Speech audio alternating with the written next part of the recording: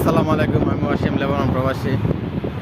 রাতে বসে বসে এই যে কাছ থেকে মসজিদের কোরআন তেলাওয়াত শুনতেছি। আজকে প্রথম তারাবি, আজকে রাতে সিহরি খায়া, আগামীকাল আমাদের প্রথম রোজা। অনেক দুঃখের সাথে ভাল লাগতেছে না, আমার দুঃখই লাগতেছে বা কষ্ট লাগতেছে। পাশে কোরআন তেলাওয়াত শুনতেছি মসজিদের, এছাড়া আজান দিবার একটু পরে।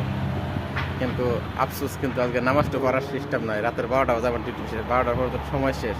তারা বেড়ে যে নিজে নিজে পড়তে পারবো এটাও সম্ভাবনা নাই, কারণ একলা একলা ডিউটি করি।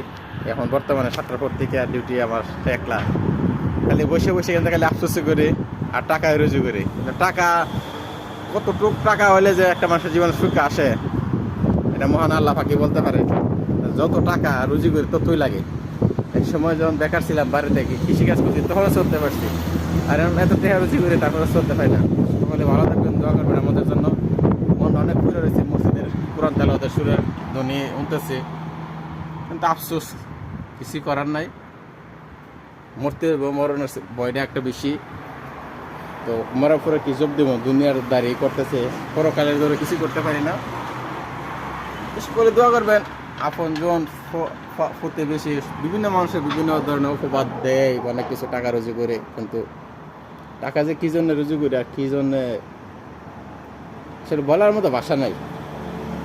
হাসতে হাসতে অনেক কিছু বলতে পারে, কিন্তু কানতে কানতে কানতে দুঃখ বলতে পারে না, সুখও বলতে পারে না, কিন্তু কান্নার কষ্টটা আস্তে আস্তে প্রকাশ করতে পারে। যাক, সকলে দোয়া করবেন, সকলের জন্য দোয়া করে পবিত্র মাহে রমজান যেন সুস্থভাবে কাটে, যাতে সম্পূর্ণ 30টা রোজা রাখতে পারি। আর যতটুকু পারে আল্লাহর ইবাদত বন্দেগী করার চেষ্টা করবো। সকলে দোয়া করবেন, ভালো থাকবেন।